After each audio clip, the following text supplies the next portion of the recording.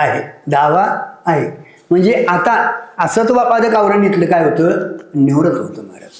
कारण का, एक बाहेर जायलासाठी एक 10 पुरुष बाहेर निघाले, एका नावेतनं चालले ते बाहेर पलीकडे जायला. नावेतनं थोडा उतारले खाली आणि बघूया म्हणजे सगळे आलेच काय. सुरुवात झाली महाराज, बघूया म्हणजे कोण कोण आले कोण कोण नाही, आणि मोजायला सुरुवात केली. 1 2 3 4 5 6 7 8 आणि 9. अरे 10वा कुठं नाही म्हणले.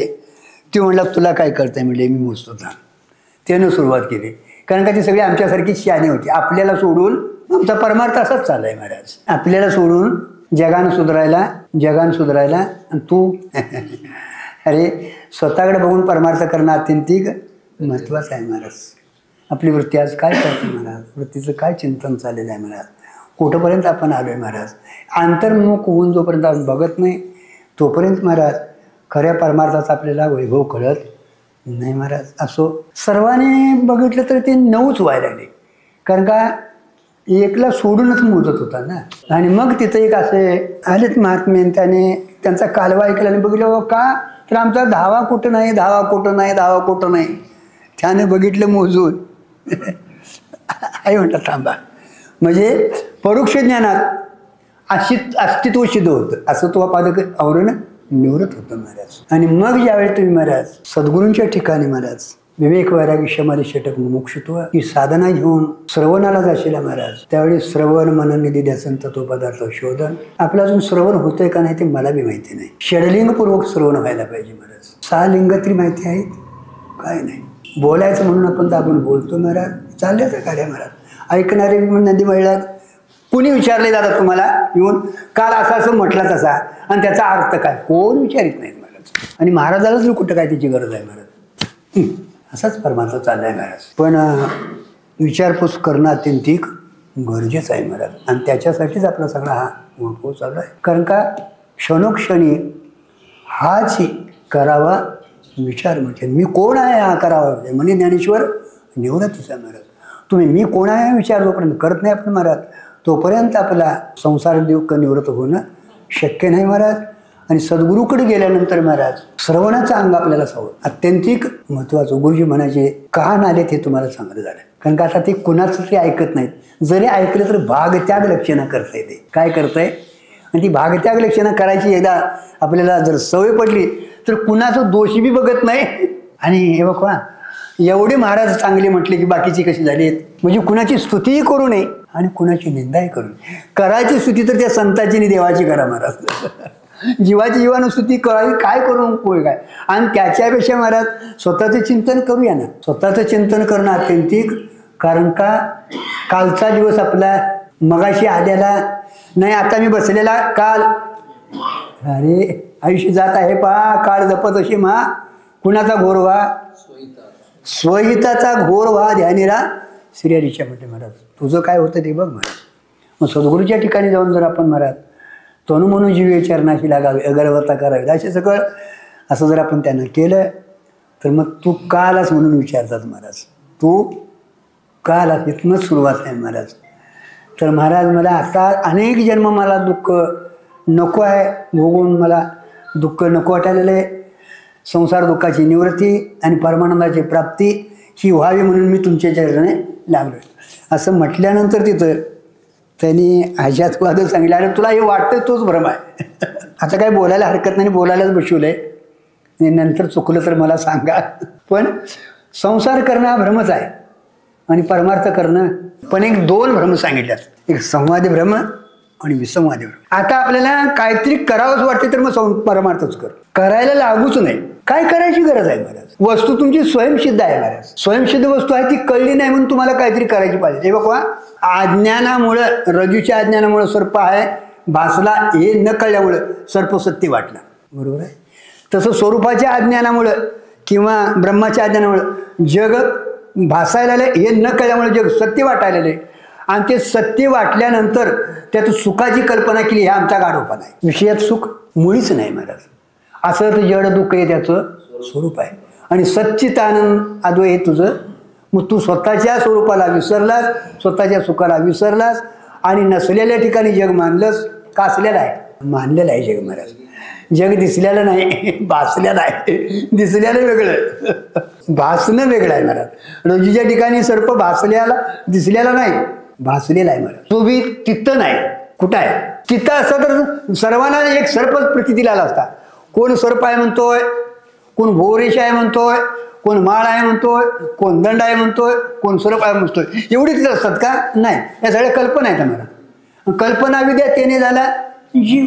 मग आता काय करायचं आहे? कापड बदलायची का देश बदलायचा? काय करायचं महाराज? कल्पना बदलायची. इथं काय आहे महाराज? अरे तुझ्या ठिकाणी संसार झालाच नाही, अध्यात्मात आहे महाराज. आणि झाला नाही ही आपल्याला महाराज प्रतिक्रिया येते ना. समाधीत कुठं आहे संसार? विधेय काही बोलत नाहीच, प्रश्न नाही महाराज. पण समाधीत आहे का संसार? नाही.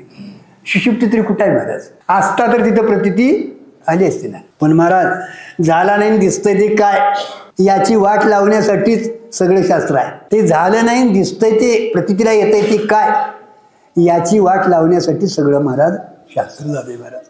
आणि मग तिथून तुम्हाला विवर्तवादाला म्हणजे जीवाची सिद्धी करण्यासाठी सुरुवात झाली महाराज. तुझ्या स्वरूपाच्या अज्ञानामुळे हे वाटायला आहे. तिथं काय झालेलं नाही, होणं शक्य नाही महाराज. तो हा देह नाहीस. ते परवा हे आणले बघा, काय ते वाक्य, काय लघुवाक्य. सुरुवातच स्थूल देहावच नाही बघा. बरोबर आहे ना? काय सुरुवातच त्याची स्थूल देहावस. कारण का देहापासून आपली सुरुवातच झाली आहे. आपल्याला अहम इथनं सुरुवात झाली महाराज. आणि मग मम सुरुवात झाली महाराज. आणि मग सूक्ष्म शरीराचं त्यांनी हे केलं. अगोदर स्थूल देहाचं हे केलं आणि मग सूक्ष्म शरीराचं. आणि मग हे सगळे तुमचं बाकीचं त्याच्यात त्याचं हे काय आहे, त्याचं ते काय आहे. आता या सगळ्या त्रिपुट्या तयार झाल्या महाराज. त्रिपुटीला कारण एकच अज्ञान आहे महाराज. त्रिपुटीला कारण अज्ञान आहे महाराज. मग तुमचं घटोपै चैतन्य झालं, प्रमाण चैतन्य, प्रमाता चैतन्य, प्रमेय चैतन्य. चैतन्य किती? एकच आहे महाराज. पण ही सगळी चैतन्य का मानली महाराज? तर प्रत्येक ठिकाणी चैतन्याची कल्पना तुम्हाला करून द्यावी महाराज, एवढ्यासाठी आहे महाराज. सद्गुरूंच्या ठिकाणी गेल्यानंतर तू हा ध्येय नाहीस, हा ध्येय आलेला आहे, हा ध्येय एक दिवस जाणार आहे. याच्या आत सूक्ष्म शरीर आहे, तेही तू नाहीस. कारण का ते अनेक जन्मात संस्कार घेऊन आलेले आहे महाराज. सुखदुःख त्याच्या ठिकाणी आहेत महाराज. जन्म मरण त्या ठिकाणी आहेत. कारण शरीर त्या दोन्हीला कारण आहे, अज्ञान आहे महाराज. तुझं ही शरीर नाही का? नाही तर हे सत्य नाही महाराज. कारण का सत्य त्यालाच म्हणतात ज्याचा तिन्ही कालात बाध होत नाही किंवा नाश होत नाही. बाध बी आहे आणि नाशी आहे महाराज. कार्यकारणाकडे घातलं तर तिथं नाश होतो, कार्याचा कारणात नाश होतो. आणि बाध म्हणलं तर आद्य अधिष्ठान. रजेवरचा सर्प भासला तर त्याचा ज्ञानानं काय होतो? बाध निश्चय होतो. आणि घटाचा मातीत काय होतो? नाश होतो महाराज, मातीरूप होतो महाराज. म्हणून दोन्ही प्रकारांना तिने तिथं जाऊन दिलेलं आहे महाराज. अपरोक्ष ज्ञान व्हायला महाराज सद्गुरूची अत्यंतिक गरज आहे महाराज.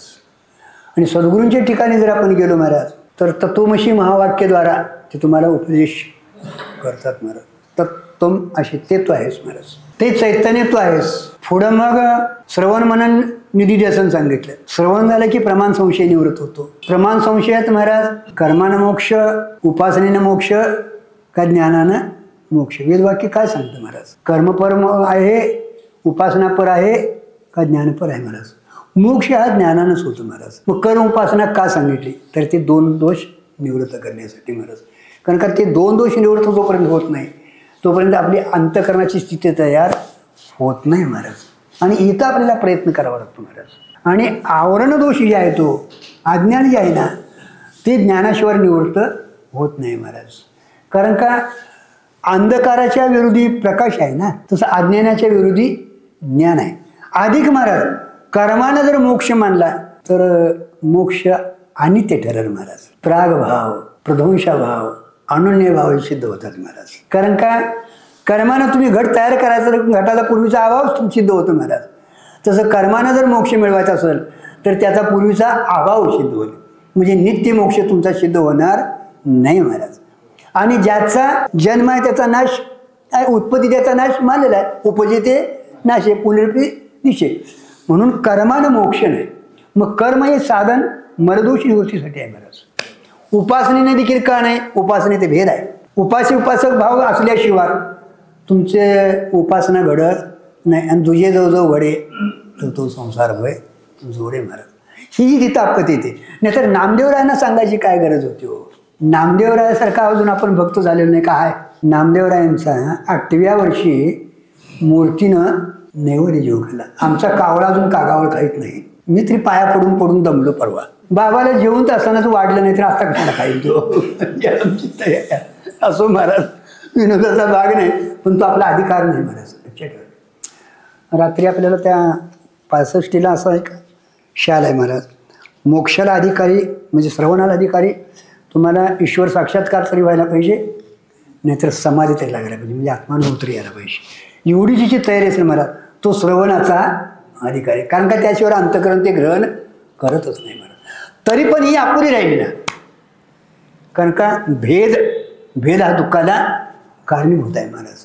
भेदात दुःख आहे महाराज, आणि म्हणून अद्वैत सिद्धी त्याला अत्यंतिक महत्त्व आहे महाराज.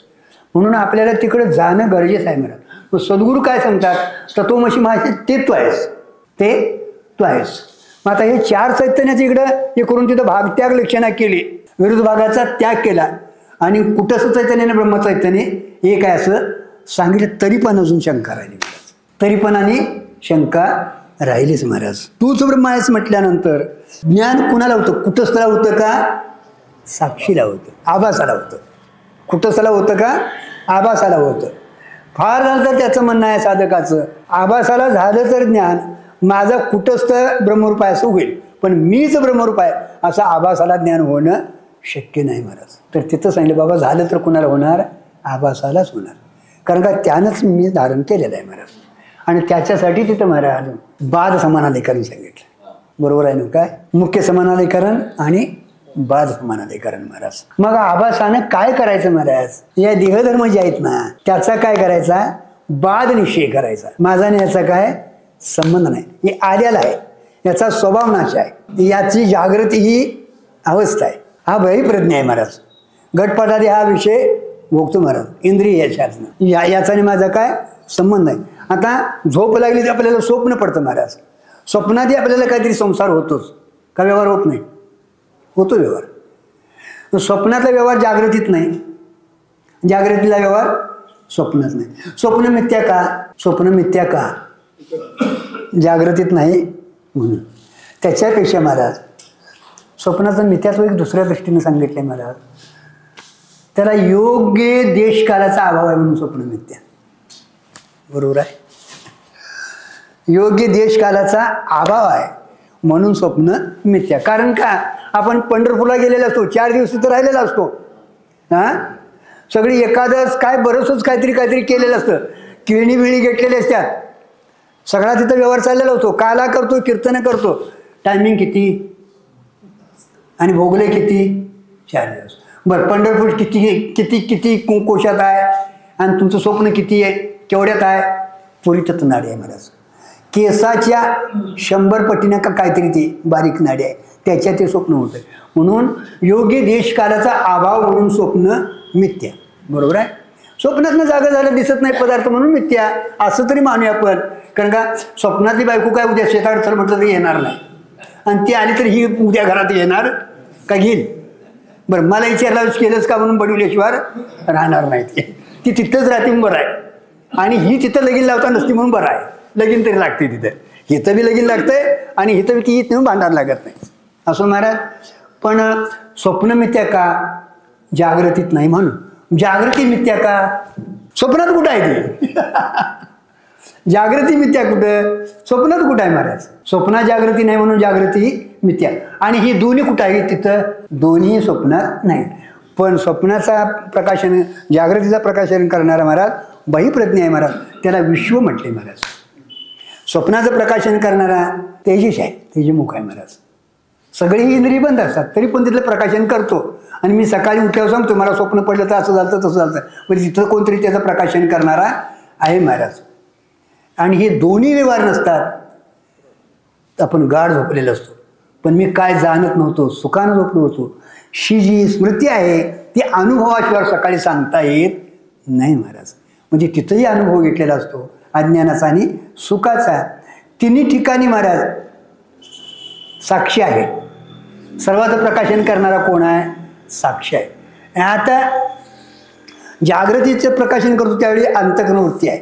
बरोबर आहे, स्वप्नाचं प्रकाशन करतो त्यावेळी अविद्या वृत्ती आहे. आता ही तर वृत्ती नाही, वृत्ती लीन झालेली आहे. आता काय आहे ती अज्ञानात लीन आहे. तरी पण स्वप्रकाशानं तो प्रकाशन म्हणून तो स्वयंप्रकाश आहे महाराज.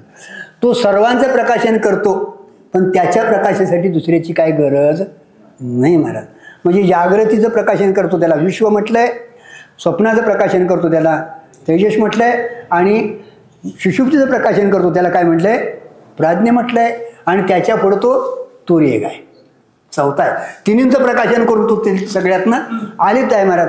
या देहाचा तुझा काय संबंध नाही, ते तुझं खरं स्वरूप आहे.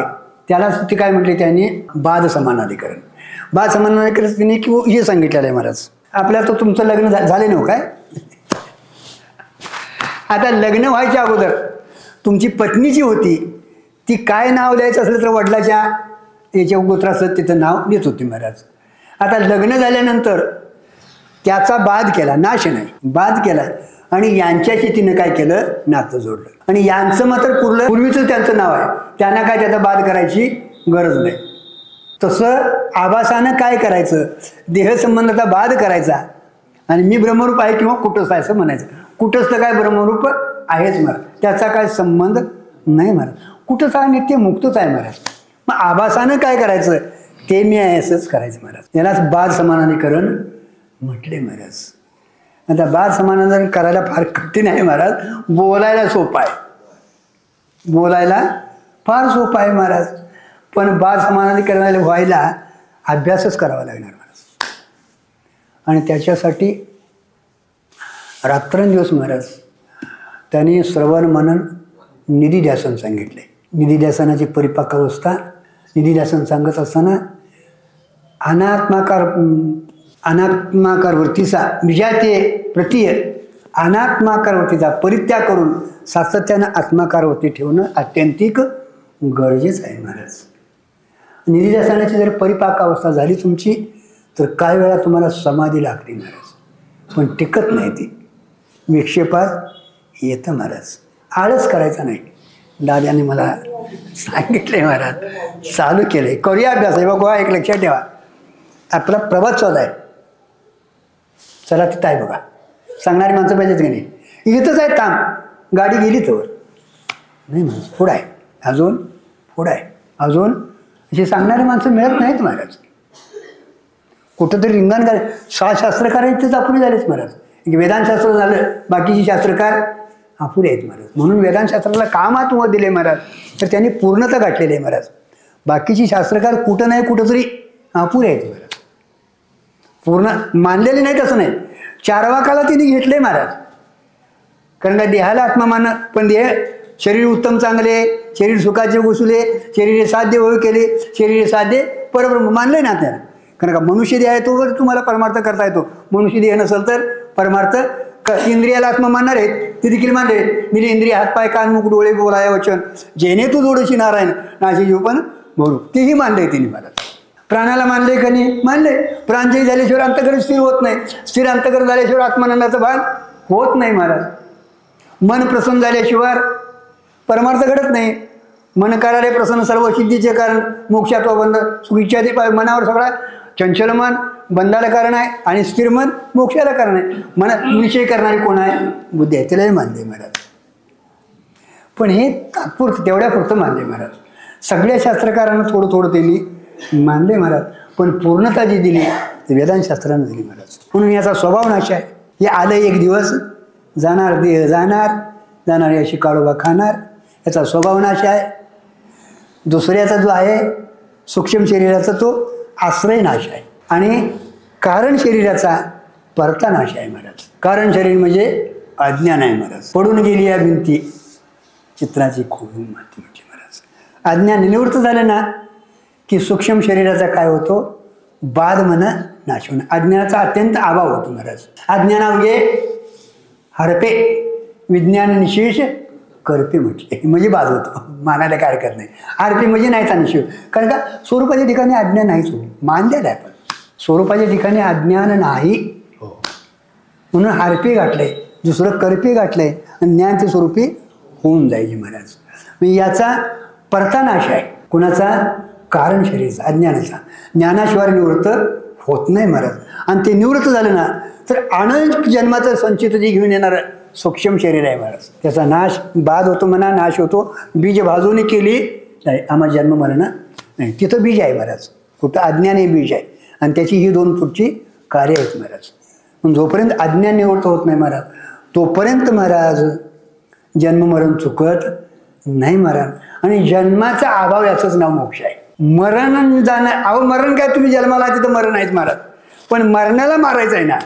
मरण माझे मरून गेले मज केले आपुले मरण पाहिले मी डोळा तो झाला सोहळा अमुपमी महाराज. मरण मारणं म्हणजे अविद्या मारणं महाराज. जन्माचं मरण आहे. मग आपल्याला जन्म मरणाच्या अतीत व्हायचं आहे ना. मग जन्माला यायला तुमचं पाप पुण्य असावं लागतं ना. पाप पुण्य संचित जर जोपर्यंत जात नाही तोपर्यंत जन्म मरण सुटत नाही महाराज. आणि ते एकदा जळून गेले ना मग त्याला असणारं कारण स्वरूपाचं अज्ञान ते अज्ञान जळून जातं महाराज. बीज आहे ते गेलं ना थोडंसं जरी राहिलं ते भरजीत बीज सारखं झालं. आता त्या महापुरुषाची जरी काय क्रिया झाली तर ती क्रिया क्रियमान घडत नाही. कारण का तादात्म्य गेलेलं असतं. अहममतेचं निघून गेलेलं असतं महाराज. देहावरचा अहंकार निघून गेलेला असतो आणि फलाची आसक्ती निघून गेलेली असते. क्रिया होती त्यांची पण ती क्रिया क्रियमान घडत नाही महाराज. आणि उर्वरित आलेलं आयुष्य संपलं की देह स्वरूप त्याच्यात विलीन होतं. चैतन्य रूपानं चैतन्य त्याच्यात विलीन होतं महाराज. पण जीवनमुक्ती ही आपल्याला प्राप्त करून घेणं अत्यंतिक गरजेचं आहे. म्हणून अपरोक्ष अनुभूती येणं हे अत्यंतिक महत्त्वाचं आहे महाराज. अपरोक्ष ज्ञान झालं ना की सगळ्या कार्याची तुमच्या निवृत्ती होती महाराज. अपरोक्ष म्हणजे धावा तो आहेस. ती रडायला लागली सगळी आली महाराज. त्यानं सांगितलं 1 2 3 4 5 6 7 8 9 तू 10 म्हणून माझ्यावर अरे म्हटलं मी तसं तत्वमसी महावाक्य मी देह म्हणून त्याला जातंय आणि अहम ब्रह्म असली तयारी तर आपण सांगतही आलोय आणि ऐकतही आलोय महाराज. पण तिथंच गुंडळून ठेवायचं. सरताना महाराजाच्या पायरायचं हे तुला तत्वमसी महावाक्य घ्याय म्हणायचं आणि निघून जायचं महाराज.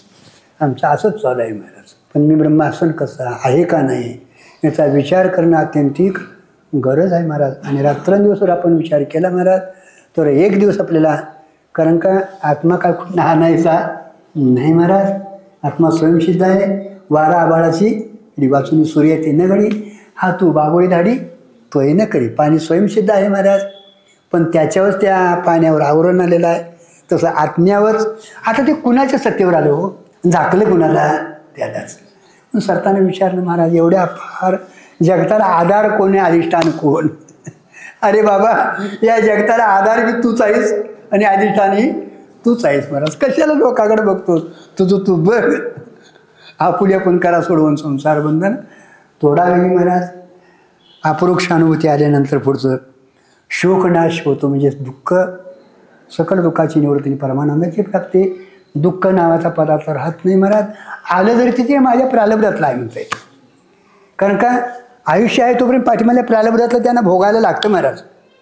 आणि खरं प्रालब्ध ज्ञानी पुरुष भोगतो. मग काही दादा खरोखर बोलले ते काय माहिती आहे काय त्याने प्रालब्ध म्हणावं. आमचं अजून कर्तव्य गेलेलं नाही आणि कर्तव्य जोपर्यंत जात नाही तोपर्यंत आपल्याला प्रालब्ध म्हणून चालत नाही महाराज.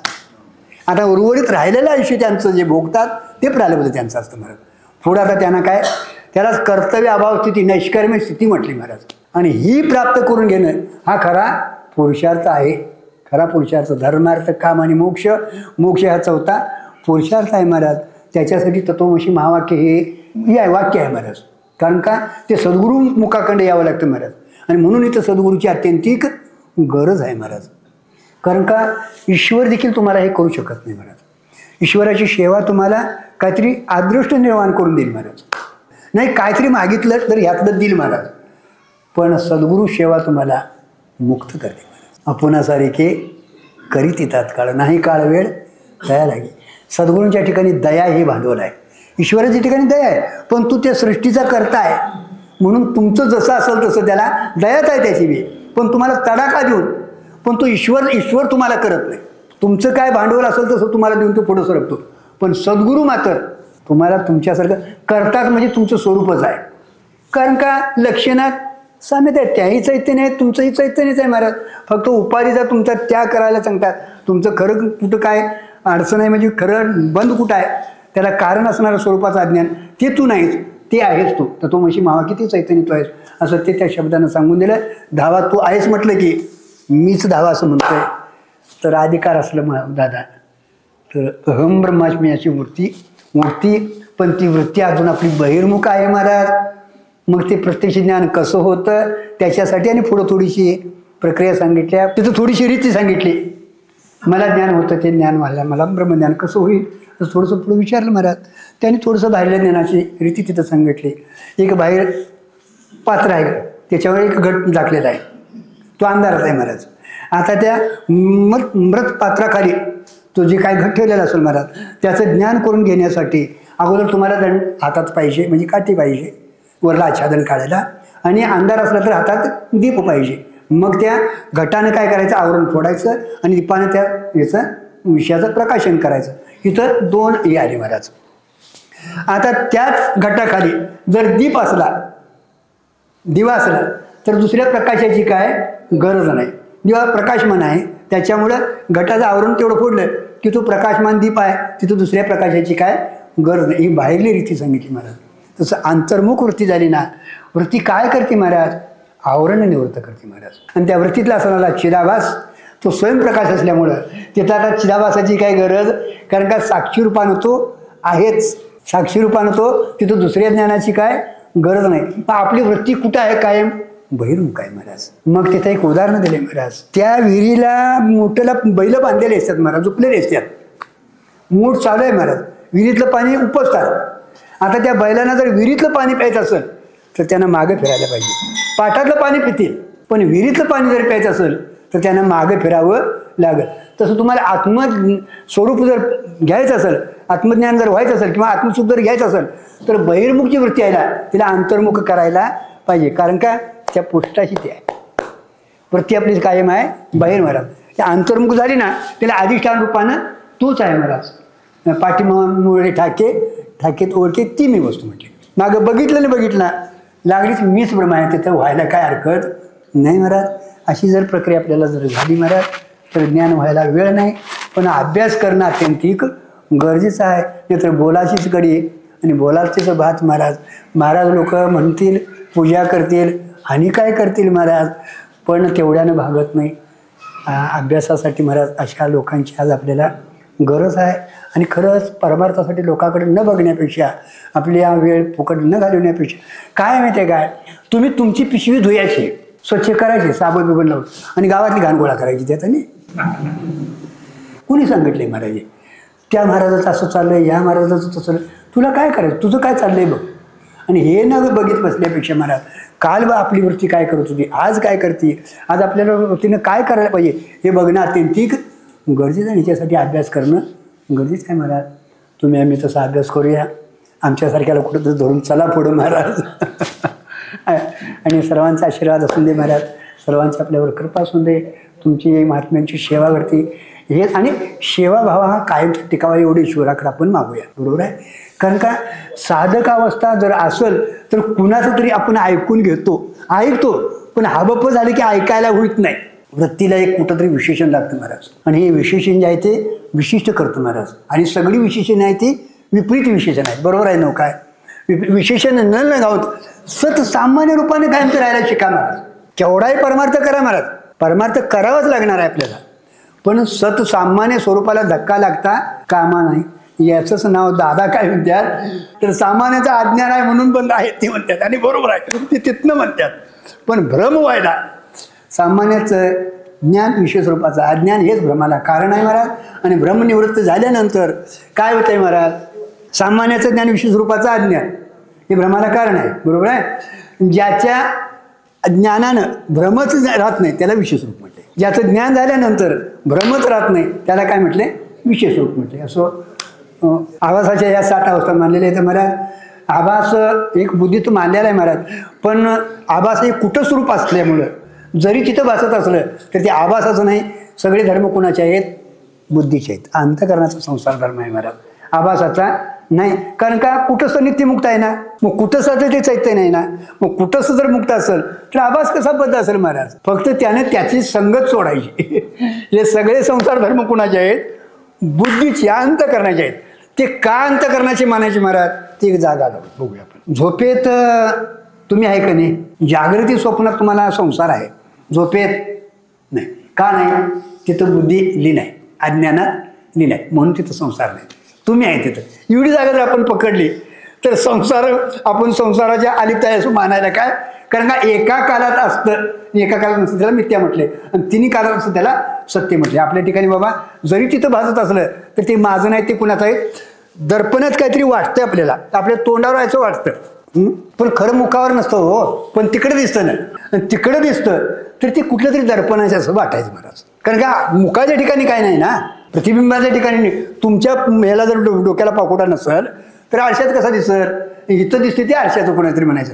कारण का संसार रहित कुठंच आहे ना, त्याच्या ठिकाणी संसार झालेला नाही हो ना. मग आभासाच्या ठिकाणी असलंच कसं, असणं शक्य नाही. तो दिसतो तो कुणाचा, उपाधीचा. एवढं मानलं त्यालाच बार समानाधिकाने म्हणायचं, त्याचं त्याच्यावर डाळायचं आणि आपण त्याच्यातनं रिकाम व्हायचं. झालेली सेवा तुमच्या चरणी अर्पण करतो. काय चुकलं असलं तर दादा सांगा मला, कारण का मी तुमच्यापुढे बोलायचंच काय हा माझा प्रश्न आहे महाराज, एवढी माझी बुद्धी नाही दादा. एक सद्गुरूंचं ते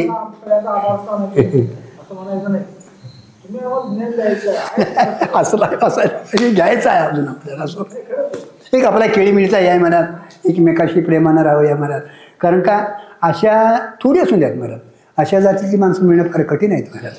विचार करणारी माणसं, हळूहळू तिकडे जाणारी माणसं फार कठीण.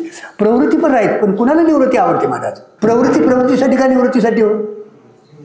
निवृत्तीसाठी महाराज. पण अजून काहीतरी करावंसं, अजून काहीतरी करावंसं वाटते महाराज. आपण कर्म कराय महाराज. असं झालेली सेवा तुमच्या सर्वांच्या चरणी. आता विश्वात्मके देव वागये